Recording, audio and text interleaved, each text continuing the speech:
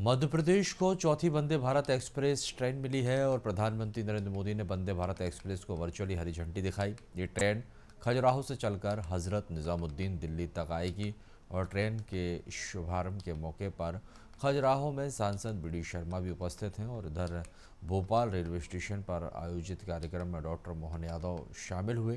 कार्यक्रम में रेलखंड बुधनी में माल गोदाम आदि का लोकार्पण किया गया। कार्यक्रम को सीएम डॉक्टर मोहन यादव ने संबोधित किया। उन्होंने कहा कि पीएम मोदी ने रेलवे का कायाकल्प किया है और रेलवे ने देश का भाग्य बदला है। आप निश्चित रूप से अपने विभाग को भी दीजिए, हमें भी दीजिए, क्योंकि हमारे माध्यम से भी राज्य सरकार उसमें अपनी भूमि अधिग्रहण से लेकर के कई सारी सुविधाओं को देने के लिए लालायित है। हम सब कोशिश कर रहे हैं कि हमारा प्रदेश देश के विकास में, रेलवे के विकास में एक बड़ी भूमिका अदा करे। कारण उसका स्पष्ट है। हमारे यहाँ ये बड़ी संभावना है जिसके कारण से इस आधार पर विकास का नया रास्ता खुलेगा। जब हम सब समझ सकते हैं, पिछले एक माह भी नहीं हुआ, फरवरी में ही माननीय प्रधानमंत्री जब आए थे झाबुआ में, वो 3000 करोड़ के विभिन्न रेल के अलग अलग प्रकार के विकास कार्यों का उन्हें लोकार्पण किया था और एक महीने से भी कम समय में वापस आज नई सौगात देने के लिए आए।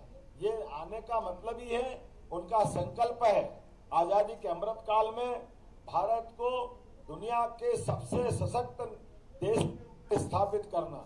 और हमारे लिए, सबके लिए संकल्प है उनके नेतृत्व में डबल इंजन की सरकार। मध्य प्रदेश देश के सबसे सशक्त राज्यों में एक नंबर पे आए, ये हमारा सबका संकल्प है।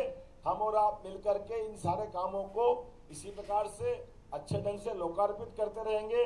मेरी अपनी ओर से रेलवे के आज के इस कार्यक्रम का सभी को बधाई देते हुए आज का मैं उम्मीद करता हूं कि पिछले 33 स्टेशनों का पुनर्विकास की जो आधारशिला माननीय प्रधानमंत्री ने रखी थी, हमारे अधिकारियों के नेतृत्व में एक एक काम की मॉनिटरिंग अच्छे से होगी और सारा का सारा काम उसी द्रुत गति से चलेगा जिसके कारण से रेल में जाना जाता है और क्वालिटी में भी कोई कॉम्प्रोमाइज नहीं होगा।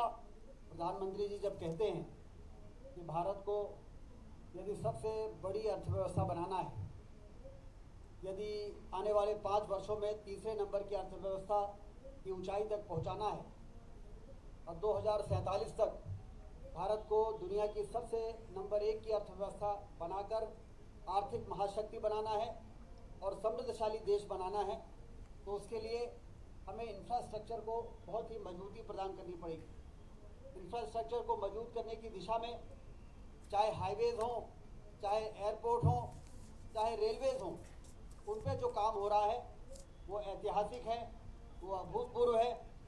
आज 25,000 करोड़ रुपए की परियोजनाओं का कभी हम कल्पना नहीं कर सकते थे कि कोई सरकार आएगी और हमारे रेलवे स्टेशंस को यूरोप और वेस्टर्न कंट्रीज की तरह जो चमचमाते हुए रेलवे स्टेशन होते थे, वैसे रेलवे स्टेशन हमारे देश में भी कभी बनेंगे।